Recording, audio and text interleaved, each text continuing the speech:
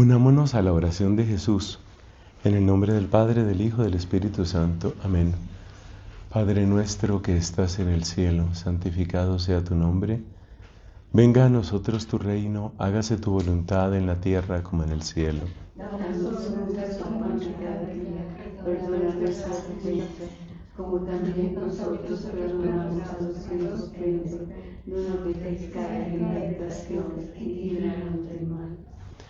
En el nombre del Padre, y del Hijo, y del Espíritu Santo. Amén. Bueno, nuestro tema general es el que enunciamos en la predicación pasada, Dios en busca del hombre, y hemos visto cómo cuando uno realmente descubre ese amor del Señor que nos está buscando, pues se despiertan esos cuatro sentimientos, esas cuatro actitudes tan profundas y tan bellas, ¿no? La gratitud, la humildad, la misericordia y la alabanza. Ahora vamos a centrar nuestra mirada en la persona de Jesús. Jesús es la expresión misma, la expresión más perfecta de cómo Dios nos busca a nosotros. Y lo que vamos a hacer ahora es recorrer algunos textos de los Santos Evangelios que nos muestran precisamente ese rasgo tan hermoso, tan conmovedor de Cristo, del corazón de Cristo. Ese Cristo que es como la expresión viva de un Dios que no nos necesita y que sin embargo nos busca simplemente porque nos ama. Yo creo que puede servir como de lema inicial para esta predicación. Voy a dar bastantes citas bíblicas. Vamos a tomar como un comienzo Mateo 18, del 11 al 14,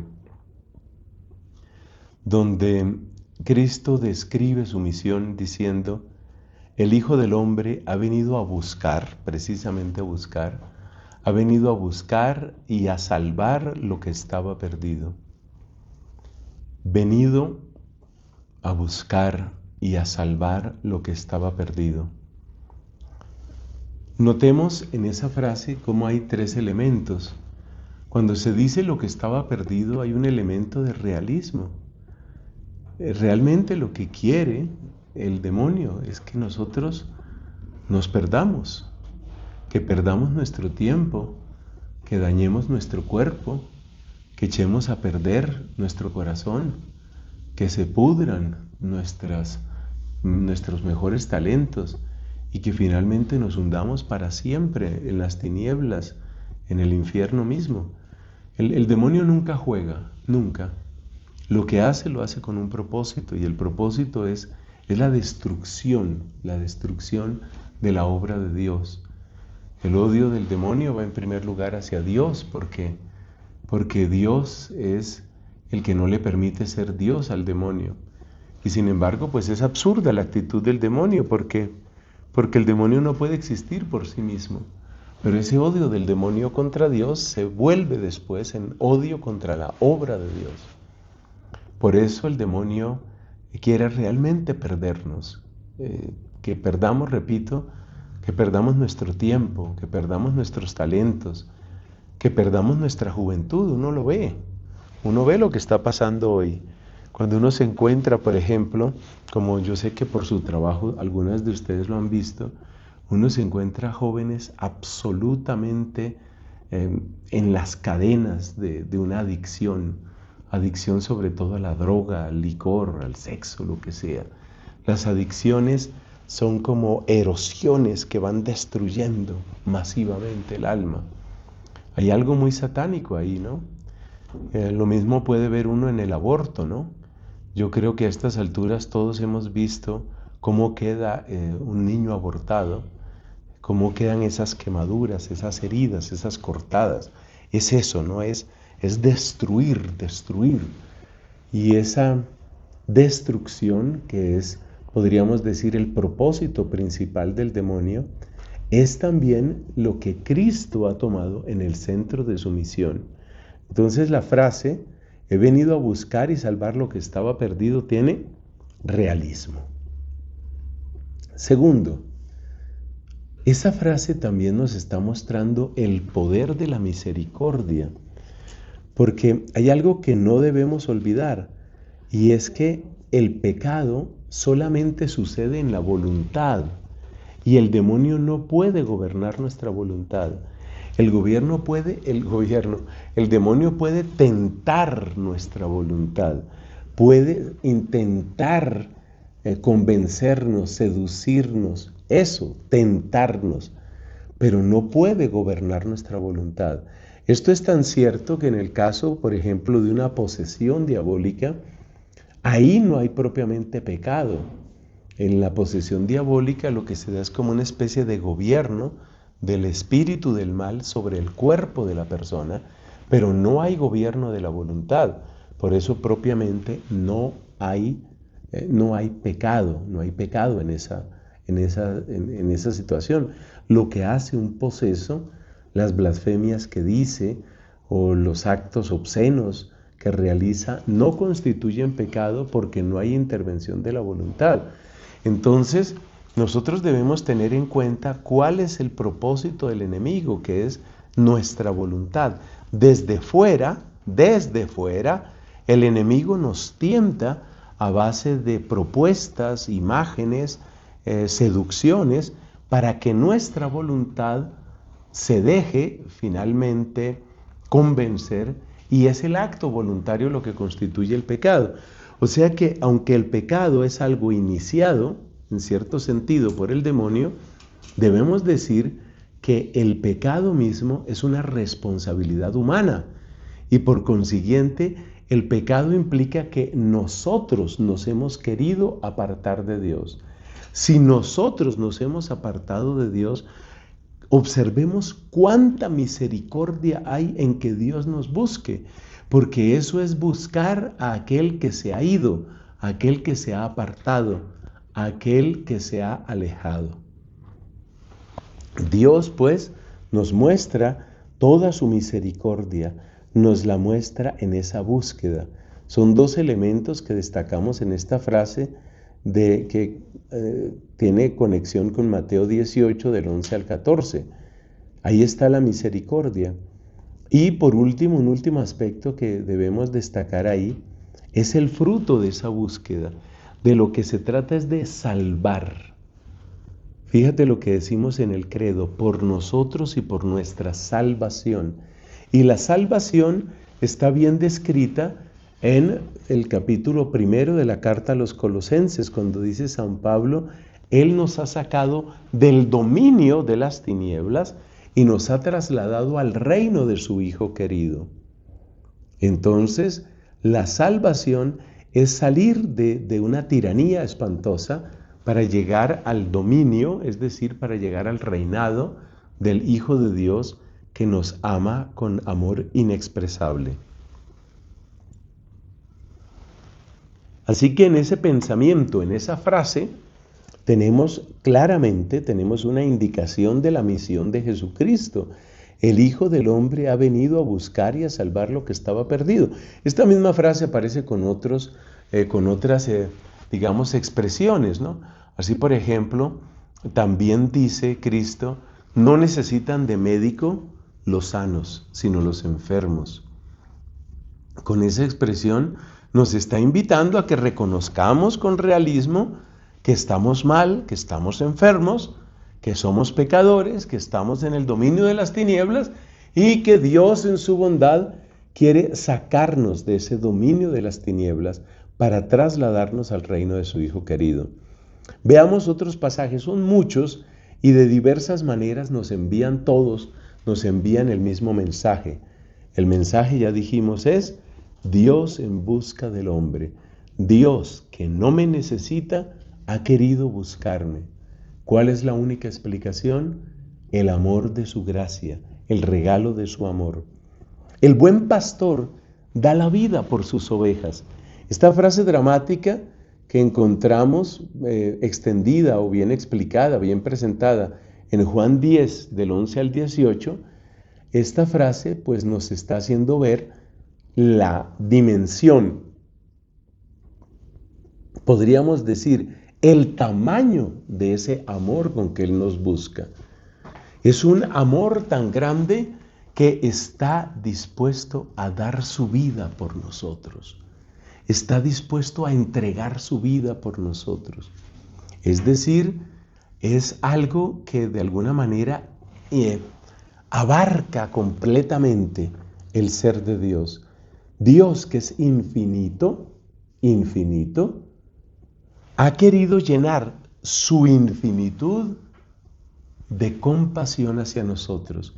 Podemos decir que la compasión divina, que según nos enseña Santo Tomás, es del mismo tamaño de Dios, de alguna manera se desborda y se expresa con esa frase que nos dice Cristo, es que el buen pastor da la vida por sus ovejas. Ese es el nivel de amor. Por eso también dice, en un sentido paralelo, nos dice la primera carta de Juan en el capítulo 2, mirad qué amor nos ha tenido el Padre para llamarnos hijos suyos, pues lo somos. Hijos, ahora somos hijos de Dios. No se ha manifestado lo que seremos.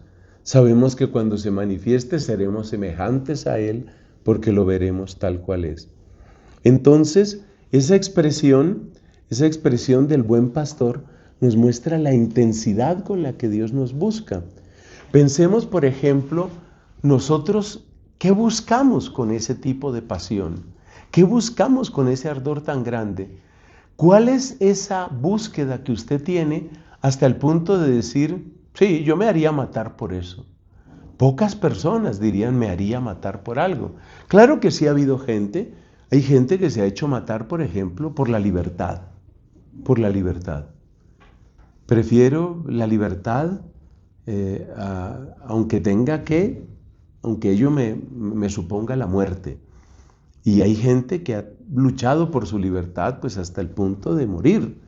O luchan por la libertad de su patria. Pensemos en los héroes, la gente que está peleando por una determinada causa política, están dando su pelea. Para ellos es tan importante eso, tan supremamente importante, que llegan a la conclusión, pues yo, así me maten, yo voy a darlo todo por esto. Pero si uno se pone a analizar, oiga, ¿yo por qué cosas me haría matar? San Pablo dice, en la carta a los Romanos, dice, es posible que por una persona muy buena alguien se haga matar. Es posible. Pero la prueba de que Dios nos ama es que siendo nosotros todavía pecadores y por tanto enemigos suyos, envió a su Hijo para que muriera por nuestros pecados. Entonces, es muy importante ver ese tamaño del amor. ¿Por qué estoy destacando tanto este tema del tamaño del amor? Porque eso es lo que nos da también una tremenda esperanza. Nosotros tenemos que detectar ese tamaño del amor y decir, aunque mi vida esté marcada por el pecado, aunque yo haya cometido terribles pecados, cuento con un amor de ese tamaño. De ese tamaño es el amor que Dios me tiene. Y yo cuento con ese amor. Es muy importante repetirse esta frase y saberla y tenerla asimilada y como escrita a fuego en el corazón, porque hay momentos en que a uno le puede tentar una cierta desesperación al verse uno tan mediocre, tan lento, podríamos decir, tan ingrato en la respuesta a Dios. A veces uno puede sentir, no, pero ¿qué esperanza queda para mí? O sea, para mí, ¿qué esperanza queda teniendo en cuenta todo lo que le he fallado a Dios? Pues mire con qué amor nos ha amado Dios, mire el tamaño del amor que Dios ha tenido. Ahí tiene usted su respuesta. Usted puede contar con ese amor. Y si usted puede contar con ese amor, entonces usted siempre puede resurgir. El Papa Francisco lo dice con estas palabras. Está más dispuesto Dios a perdonarnos que nosotros a pecar. Así que tenemos un Dios que es tierno, que es compasivo, que es inagotable y siempre, siempre, siempre podemos contar con su amor. Siempre, siempre. Bueno, veamos otros textos. Cada uno nos va mostrando como una dimensión de lo mismo. Dios en busca del hombre. En Marcos 1, versículos del 35 al 39, Marcos capítulo 1, versículos 35 a 39, encontramos una escena muy sencilla, pero muy elocuente. Después de una tarde de milagros, de muchísimos milagros, sanaciones, exorcismos, bueno, ya todos se van a descansar. Y por la mañana temprano Cristo se levanta a orar. Pedro y los compañeros, dice el texto sagrado, se fueron a buscarlo. Entonces le dice Pedro, todo el mundo te busca. La respuesta de Jesús es, vámonos también a otras ciudades a predicar, porque para eso he salido. Fíjate cómo Cristo no solamente recibe a los que llegan, como lo había hecho la tarde anterior, que dice San Marcos, se reunió prácticamente toda la ciudad frente a la casa de Pedro, allá en Cafarnaún. No solamente recibe a los que llegan, sino sale a buscar a los que no lo están buscando. Ese es Jesucristo, es Dios en busca del hombre. Si nosotros fuéramos a ponerle como un letrero que describiera la misión de Cristo, podría ser ese, Dios en busca del hombre. Concretamente en Lucas, capítulo 5, versículos del 31 al 32, suelta Cristo esta frase, he venido a buscar a los pecadores, pero añade, para que se arrepientan. Lo que Cristo quiere en el pecador es el arrepentimiento. Y por eso en Cristo se cumple aquello que decía el profeta Ezequiel, o mejor dicho, Dios, a través del profeta Ezequiel. Decía Dios, ¿acaso quiero yo la muerte del pecador? Y no que se convierta y viva. Entonces, Cristo es la expresión viva de ese oráculo de Ezequiel. No quiere la muerte del pecador, ni siquiera la muerte que el pecador merecería. Ni siquiera la muerte que el pecador merecería. Esto es lo que encontramos de San Pablo en Efesios capítulo 2, donde dice, nosotros éramos hijos de cólera. Hijos de cólera como los demás. ¿Qué quiere decir Pablo con esa expresión? Quiere decir, ¿qué significa hijos de cólera? Que las consecuencias de nuestros pecados, las consecuencias del pecado del mundo, es lo que se ha debido manifestar en nosotros. Esa expresión hijo de es una expresión muy semita que parece significar una persona en la que se manifiesta particularmente algo. Por ejemplo, tristemente, Cristo llama a Judas Iscariote el hijo de la perdición, como quien dice, en él se muestra realmente lo que es un ser humano perdido. O llamaba también a Santiago y a Juan, los llamaba los Boanerges, los hijos del trueno. ¿Qué quiere decir eso? Pues como ese temperamento era tan explosivo, temperamento de Santiago y de Juan, en ellos se manifestaba ese carácter también fuerte. Entonces la expresión hijo de, lo que quiere decir es, en ti se manifiesta algo. Por ejemplo, en un hijo, pues se muestra lo que hace el papá y lo que es el papá. Fíjese que cuando la gente ve a los hijitos dice, ay, mire, tiene los ojos del papá, tiene la sonrisa de la mamá.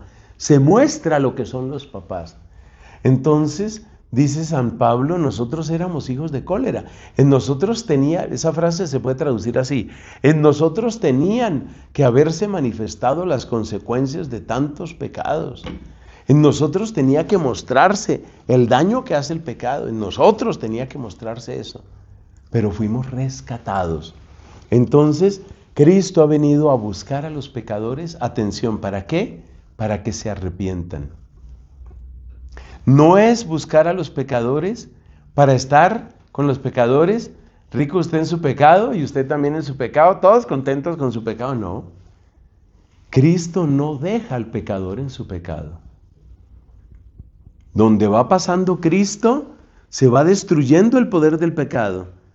Siempre hay que volver a esa frase de San Pedro en Hechos de los Apóstoles capítulo 10, es decir, en la casa de Cornelio, ¿Qué es lo que dice Pedro? Que Cristo pasó haciendo el bien y liberando a los oprimidos por el mal. Liberando a los oprimidos por el demonio. Entonces Cristo sale a buscar a los pecadores con un propósito, que se arrepientan y según el oráculo de Ezequiel se arrepientan y vivan. Es lo mismo que encontramos en Juan capítulo 10. Yo he venido para que tengan vida y la tengan abundante. He venido para que tengan vida y la tengan abundante.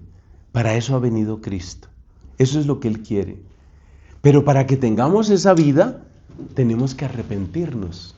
Tenemos que arrepentirnos. Decía San Agustín en una imagen muy bonita. San Agustín decía, si tú tienes, por ejemplo, un frasco, lo tienes lleno de aceite y lo quieres llenar de agua, tienes que sacar el aceite, limpiar el frasco y después le podrás echar agua. Pero primero tienes que sacar lo que hay. Entonces, así también Cristo. Cristo tenía que venir a nuestra vida para sacar de nosotros eso que estaba, esa pus, perdón la expresión tan gráfica, tenía que sacar esa pus que había, esa podredumbre que había, limpiarnos interiormente y entonces darnos esa vida nueva. Eso es lo que ha venido a hacer Cristo con nosotros. Además de salir a buscar a los pecadores, Cristo también los llama. Nos llama para que vayamos a Él. Por ejemplo, en Mateo 11:28, ojalá tomen nota de estos pasajes bíblicos para sus oraciones. En Mateo 11:28 es donde Cristo dice, vengan a mí los cansados y los agobiados, yo los aliviaré. Entonces fíjate cómo Cristo acoge, busca y llama. 3 verbos preciosos de Cristo. Acoge a los que llegan a Él, como por ejemplo en la puerta de la casa de Pedro, acoge a todos esos enfermitos, posesos, lunáticos, bueno, toda esa gente que le llegaba. Además busca porque sale a las ciudades, a las distintas sinagogas, sale a buscar a los pecadores y además llama. ¿Dónde más llama? En Juan 7:37. Ahí dice, el que tenga sed, que venga a mí y que beba. La sed es una de las sensaciones más intensas que puede tener el ser humano. El que tenga sed, que venga a mí y que beba. Y por eso la sed se utiliza muchas veces en la Escritura para indicar no solamente la sed corporal, sino por ejemplo la sed de Dios. Mi alma tiene sed de ti, del Dios vivo. O cuando se dice los que tienen hambre y sed de justicia. Por eso, Madre Teresa de Calcuta tomó esa expresión de la sed. En los oratorios de las misioneras de la caridad, es decir, la fundación, la comunidad que fundó Madre Teresa, en los oratorios siempre está esa frase, tengo sed. Normalmente, como ellas suelen rezar en inglés, no importa el país en el que se encuentren, la ponen así en inglés, I thirst, tengo sed, que fue una expresión de Cristo en la cruz, tengo sed. Y estas benditas religiosas toman esa expresión precisamente para moverse a la caridad. Cristo que tiene sed de almas, Cristo que tiene sed de nuestra sed. Como dice también San Agustín comentando el pasaje de la Samaritana. Entonces, Cristo tiene sed de nosotros y Cristo está dispuesto a saciar nuestra sed. El que tenga sed, que venga a mí y que beba. Juan 7:37. Mira cómo recibe a los que se acercan a Él. Este es un pasaje del capítulo 6 de San Juan, Juan 6, que es en el discurso del pan de vida, versículos del 37 al 39. Juan 6, 37, 39. Leo. Todo lo que el Padre me da, vendrá a mí. Y al que viene a mí, de ningún modo lo echaré fuera. Ese es el primer versículo. Para mí son palabras de tanto consuelo. Al que viene a mí, de ningún modo lo echaré fuera. Eso da mucha esperanza para el pecador, para cada uno de nosotros pecadores. Al que viene a mí, de ningún modo lo echaré fuera. He descendido del cielo no para hacer mi voluntad, sino la voluntad del que me envió. Y esta es la voluntad del que me envió, que de todo lo que Él me ha dado, yo no pierda nada, sino que lo resucite en el día final. Entonces, Cristo cumple la voluntad del Padre, y es voluntad del Padre que no se pierda ni uno solo de los que el Padre le acerca. Entonces, tomemos esa palabra del Señor, esa hermosa palabra del Señor. El que viene a mí, yo no lo echaré fuera. Nos acercamos a Él con confianza, sabiendo tú no me vas a echar fuera. ¿Qué quiere decir eso? Hay espacio para mí en tu corazón. Hay espacio para mí en tus planes. Hay espacio para mí en tu vida. Veamos ahora algunos gestos concretos de Cristo en esa manera de buscar. Mateo 8 del 5 al 11 nos trae aquel pasaje tan elocuente que siempre evocamos en cada Eucaristía, cuando el centurión le dijo: tengo en casa un criado que sufre mucho. Y entonces Cristo dice: voy yo a curarlo. Voy yo a curarlo. Es decir, Cristo se dispone a ir a la casa del centurión. Cristo no se queda solo esperando a que vengan, está listo a ir. Ahí es cuando el centurión dice: no soy digno de que entres en mi casa, basta que lo digas de palabra. Pero destaquemos sobre todo la disponibilidad de Cristo, la generosa disponibilidad de Cristo. Voy allá. Sobre todo me cautiva este detalle. La única razón por la que Cristo quiere ir es porque allí hay sufrimiento. Con toda probabilidad, tanto aquel criado como aquel centurión eran personas paganas. Ellos no eran judíos. Y a pesar de que Cristo había dicho que Él había sido enviado para reunir a las ovejas dispersas de Israel, aquí no se trataba de ovejas dispersas de Israel, porque el centurión, ya dijimos, no era judío, ni el criado del centurión tampoco era judío.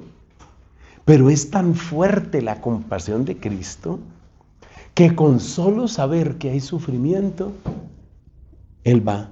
Es como si Cristo hubiera recibido del Padre, y creo que así se puede entender, es como si Cristo hubiera recibido del Padre un único mandato: te envío, Hijo amado, porque Cristo es el Hijo amado del Padre, te envío a donde haya sufrimiento.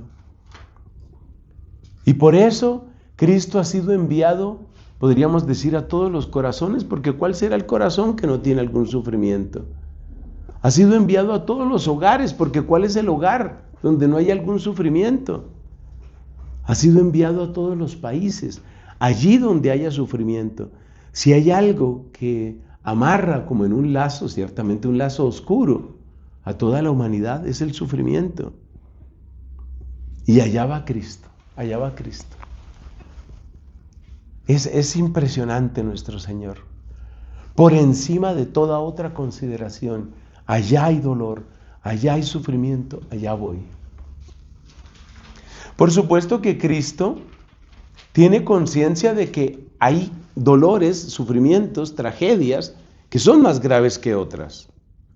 Y esto también nos lo recuerda un pasaje impresionante que salió hace poco en la Santa Misa. Me parece que fue ayer, capítulo 2 de Marcos. El caso de aquel paralítico, otro paralítico, que fue llevado donde Cristo, lo llevaban 4 amigos y entonces quitaron una parte del techo. Cuando bajaron al paralítico delante de Cristo, ¿qué fue lo primero que dijo Cristo? Tus pecados te son perdonados. O sea que Cristo es consciente de que la peor desgracia que tenemos es el pecado. La peor desgracia no es la pobreza, la peor desgracia no es la soledad, la peor desgracia no es la vejez, no es la enfermedad, no es una tragedia que nos acontezca. La peor desgracia es ser pecador, eso es lo peor. Y por eso lo primero que Cristo quiere curar es eso, el daño del pecado. Entonces debemos tener claro que Cristo quiere ir donde quiera que haya sufrimiento, donde quiera. Que en tal parte hay sufrimiento, allá voy. Y observemos cómo el cuerpo de Cristo, que es la iglesia, ha seguido cumpliendo ese mandato. Donde quiera que hay sufrimiento. Cuando se desató la primera ola de enfermos de SIDA, que no existían los tratamientos retrovirales, ni había prácticamente mucho que hacer por esos pacientes, ahí estaba el cuerpo de Cristo, diciendo, necesitamos hogares para estas personas, necesitamos hospitales para los enfermos de SIDA. Alguien decía, los enfermos de SIDA eran como los leprosos del siglo XX. Yo conocí la gravedad de esa situación por un señor que él asistía a un grupo de oración, un hombre muy piadoso, muy correcto, médico de profesión. Y este hombre me tomó confianza, hablamos varias veces, se confesó varias veces, y en alguna de las conversaciones me dijo que él había tenido una gran conversión, porque él había estado completamente atrapado por la práctica homosexual. Y en su vida de práctica homosexual se había contagiado en esa tremenda promiscuidad que suelen tener los homosexuales, se había contagiado de SIDA. Pero era la época en que no había tratamientos mejores, que cada vez hay mejores tratamientos para quienes tienen el VIH. Entonces él me comentó eso y me dijo que él sabía que iba a morir y estaba dedicando los últimos meses o los años que le quedaron. Yo creo que después de esa conversación no alcanzó a durar 2 años. Y él me dijo, yo estoy dedicando este último tiempo de mi vida a servir a los pobres, a los enfermos, a dar limosnas y a orar y a preparar mi muerte, porque yo ya sé que esto se acaba. Esto se acaba y efectivamente, antes de 1 año, 2 años, murió. Bueno, ese hombre, pues, tenía esa condición, había vivido esa vida y tenía esas consecuencias. ¿Y de dónde recibe? ¿En dónde encuentra compasión? ¿En dónde encuentra acogida? En el cuerpo de Cristo, que es la iglesia.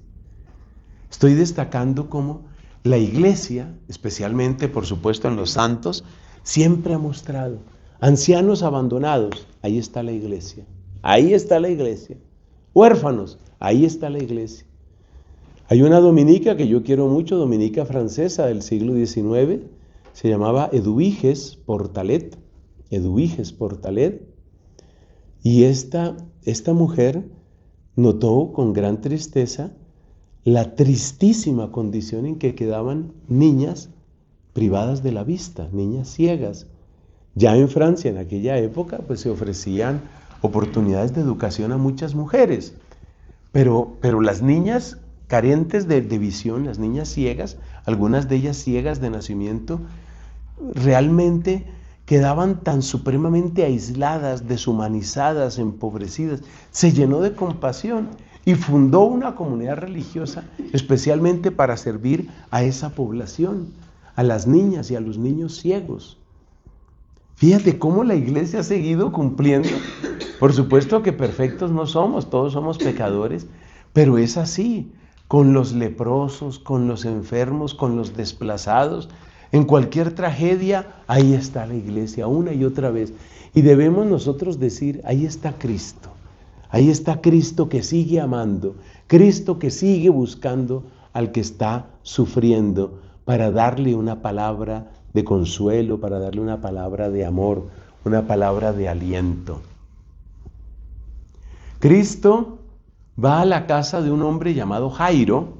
Eso está en Juan capítulo 5, versículos del 21 al 43. Bueno, no sé si es Juan, ahora tengo duda. Háganme el favor de buscar ahí en internet, busquen hija de Jairo para ver en qué evangelio está eso, porque yo ahora dudo que eso sea Juan. Me ha entrado duda, tal vez estoy confundido, apunté mal. Si usted pone hija de Jairo en internet, ese está apagado, pero ahí está buscando esta querida amiga y hermana, hija de Jairo, y ahí vamos a encontrar. Fíjate cómo Cristo se hace presente ahí. Incluso lo iban a frenar, porque al principio era que la niña estaba, ¿cierto? Que no es Juan 5. Juan 5 no es, eso tiene que ser en otra parte. Ahora lo vamos a encontrar. San Marcos 5, 21, 40. Ese sí, Marcos, eso sí, gracias. Sí tenía la duda, muy amable. Marcos 5, tengo que corregir aquí mis pequeños apuntes. Marcos 5, del 21 al 43. Entonces, este hombre que era importante dentro de la sinagoga, este Jairo, tenía una hija que estaba muy enferma. Y pidió ayuda y mandó a llamar a Cristo. Pero mientras iba Cristo en ese camino, la niña murió. Y entonces le dicen, sin ningún tacto por cierto, le dicen, ya no moleste al maestro, ya se le murió la hija. Ya se murió, ya no lo moleste. Pero Cristo alcanzó a oír. Buen oído tiene Cristo. Alcanzó a oír. Y entonces él dijo, no, vamos. Si ese es Cristo cumpliendo lo que hemos dicho. He venido a buscar y a salvar lo que estaba perdido. A buscar y a salvar lo que estaba perdido. Ahí está Cristo, que ya está muerta la niña. Yo quiero ir. Y va. Y entra en la casa con Pedro, Santiago y Juan, y solo con el papá y la mamá. Y se burlaban de él. Y él le importó poco lo de aquellas burlas y siguió donde estaba la niña y la restableció. Le devolvió el regalo de la vida. Ese es Cristo, el que viene a buscar. Dios en busca del hombre. Lo mismo encontramos, ahora sí sé que es Juan.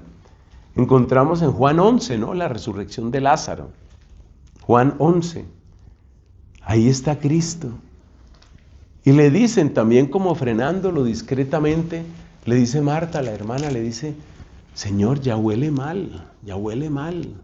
4 días. Ya ha empezado, claro, la corrupción del cadáver. Y le responde Cristo, ¿no te he dicho que si crees verás la vida? Y sigue adelante Cristo. Y su voz poderosa levanta a Lázaro entre los muertos. Y esa voz poderosa es la que necesitamos escuchar también nosotros, para que nos levante de nuestro marasmo, nuestra pereza, nuestra mediocridad. Hoy hay que rezar, hoy en el rato de meditación que tienen, por favor esa oración. Levántame como levantaste a Lázaro, levántame de mi comodidad, levántame de mi mediocridad, levántame, Señor. Eso es indispensable. Otro ejemplo bonito que muestra a Dios en busca del hombre es el que encontramos en Lucas capítulo 19, cuando Jesús se hospeda en la casa de un pecador. Oiga, ¿y qué pecador? Este era jefe de publicanos, y si era jefe de publicanos quiere decir que era uno de esos que instruye a otros para que aprendan a ser explotadores y para que aprendan a ser insensibles. Dele duro a esos pobres, no se deje conmover por lloriqueos de viudas, dele duro, saque su platica. Ese era Zaqueo, no solamente un hombre duro, insensible y explotador, sino un maestro que enseñaba a otros también eso. ¿Hasta dónde estaba podrido y perdido ese corazón? Y dice Jesús, bájate pronto de ese árbol, conviene que me quede en tu casa, ahí va a quedarse. No tiene asco, esto como le gusta al Papa Francisco, esa expresión. Cristo no tiene asco del pecador. Por supuesto, a cada pecador al que llega Cristo, a cada uno lo convierte, lo transforma. Cristo no deja a la gente donde está. Por eso mi frase favorita: Cristo me acepta como soy, pero no me deja donde estoy. Entonces, yo tengo que recibir a Cristo para ser hospedado por Cristo. Porque eso fue lo que le sucedió a Zaqueo. Zaqueo hospedó a Cristo y el corazón de Cristo hospedó a Zaqueo. Zaqueo hospedó a Cristo un día y el corazón de Cristo hospedó a Zaqueo el resto de su vida. Entonces, tenemos que tener esa conciencia. Eso está en Lucas capítulo 19. Cristo quiere buscarnos para que tengamos vida, ya lo dijimos, tengamos vida y vida abundante. Pero hay dos expresiones que tenemos que recoger aquí, porque indican el carácter comunitario de esa búsqueda. No se nos olvide, por favor, que el pecado, así como destruye la comunión con Dios, destruye la comunión con los hermanos. Y por eso Cristo, que ha venido a vencer al pecado, ha venido a vencer esa ruptura que nosotros tenemos con Dios, pero también la ruptura que tenemos con los hermanos. La ruptura que tenemos con Dios se vence con el perdón que Dios nos da y la conversión que nosotros tenemos. Pero la ruptura que tenemos con los hermanos, ¿cómo se supera? Se supera con la comunión. Ser comunidad. Ser comunidad. Aprender a aceptarnos. Si así nos ha amado Dios, dice la primera carta de Juan, si así nos ha amado Dios, pues así también tenemos que amar a los hermanos. Y hay otra frase muy elocuente de la primera carta de Juan, una frase que dice: como es Él, así somos nosotros en este mundo. Como es Él, así somos nosotros en este mundo. Si Él nos amó así, nosotros debemos amar así. Y esto se nota en frases como las siguientes. En Juan 10:16 dice Cristo que habrá un solo rebaño y un solo pastor.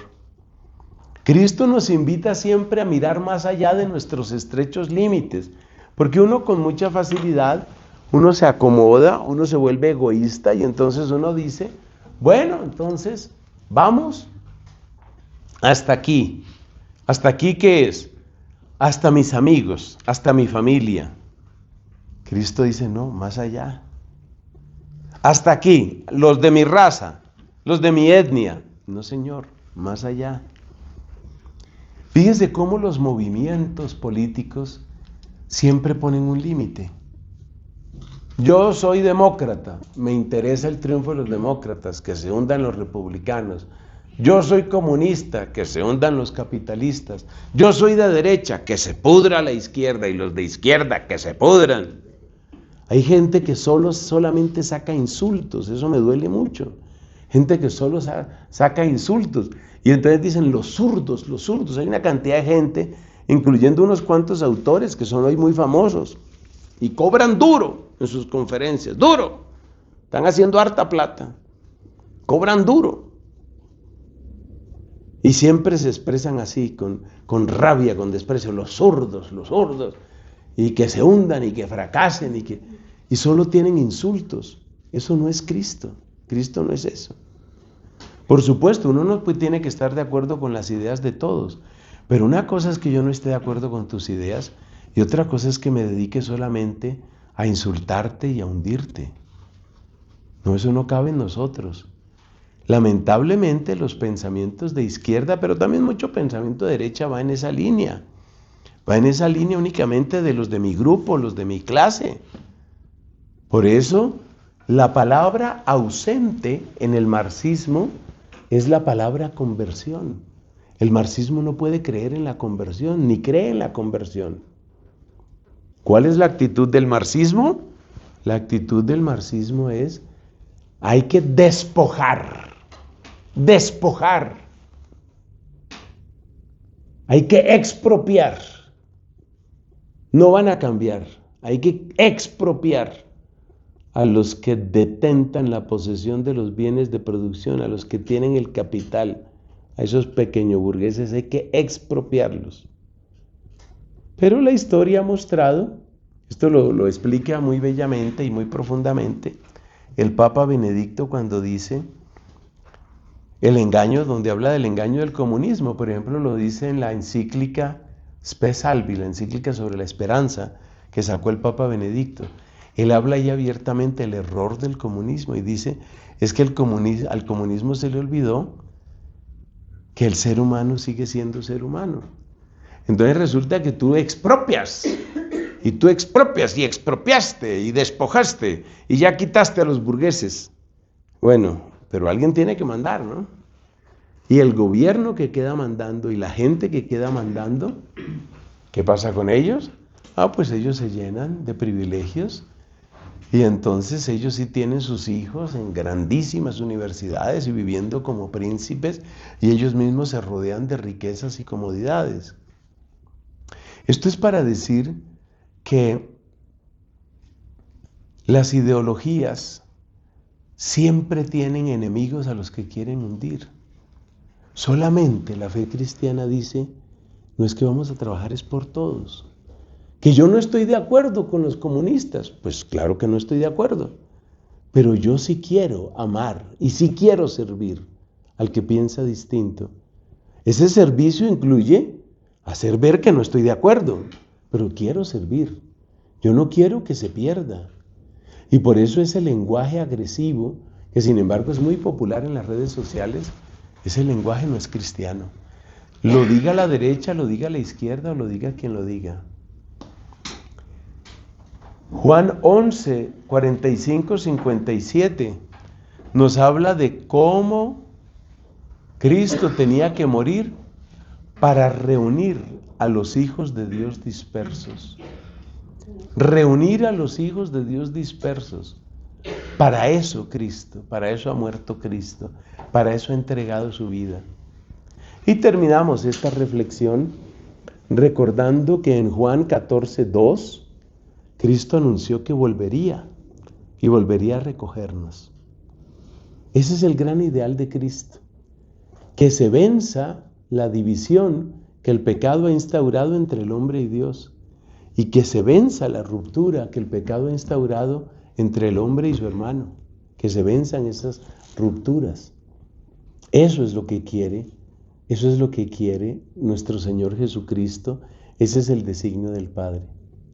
Bueno, ese era el propósito de esta meditación, ver cómo en Cristo encontramos precisamente a Dios en busca del hombre. Dios que pasa por los peligros, por las humillaciones, hasta pasar por la puerta estrechísima de la muerte, con tal de ganar nuestro corazón, con tal de ganar nuestra vida. Llenémonos de gozo, llenémonos de gratitud y sepamos que en Él, en Cristo, está ese Dios que ha venido a buscarnos.